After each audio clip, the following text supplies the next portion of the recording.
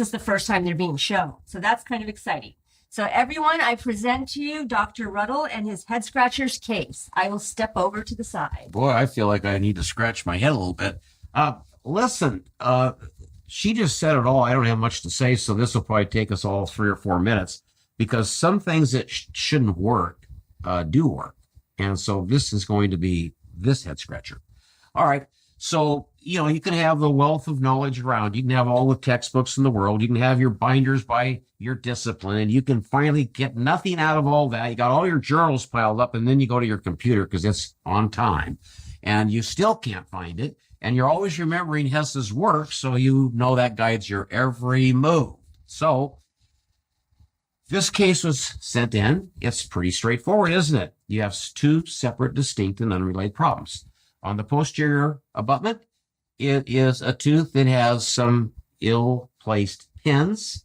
Pins are not good, really, but they're used a lot, so I'll get over it. But they're great for endodontists because they create pulpal problems. And then you have a tooth that has really an enormous lesion. I mean, everybody sees a big diffuse lesion with a big furcal blowout. But wait a minute, you're out there waving your arms. Wait a minute, Ruddle, you didn't see it. It's that one too. Okay, so we got another lesion. So what I said to the patient is, this seems to be like something we can do. It's straightforward. We'll make an access. We'll negotiate the canals. There's some curvature in here and recurvature, and we'll get the cleaning done, and we'll get the packing, and I would expect that to heal.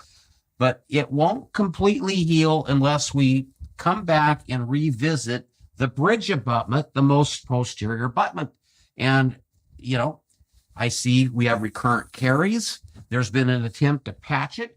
So I said, we'll do a root canal here. Patient said, I'm all in, let's go. And then I said, when we're done here, we can come back here and we'll talk more about it. But it's been treated previously, and I need to extend treatment a little bit apically, because in the old days, we were taught to work a little bit short. So that was okay, standard of care, but then, sometimes they didn't work, and when they didn't work, we had to go back and renegotiate the canal, just to vertically extend treatment, and even laterally with lateral canals to the terminus.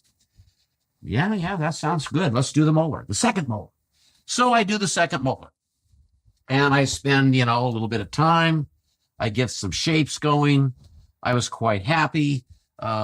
This was done in the old ways with the tin files I showed you for the downstairs work. They blend the deep shape into the body, and I use the GGs upstairs, and I got a pretty nice pack. So I was pretty happy. So I totally expected it to heal. I even got a furcal canal, so that would explain the furcal lesion. Boy, this thing really wants to deviate off of white. So I want you to notice the furcation. I want to even go back to show you the furcation. When you see this line here, and you see this line over here, that is the depth. That's the furcal concavity. So we got a shape away from furcal danger, and we did it, and there it is. So I then said, catch your breath, get your life in order, financial. And when you're ready, you can come back and we can schedule this. In the meantime, I'll schedule for a 6-month recall. So they came trying in at 6 months. Very happy, very pleased, totally comfortable, asymptomatic, could chew equally well left or right. And they came back, and I said, wow, I have good news and better news. What's the good news?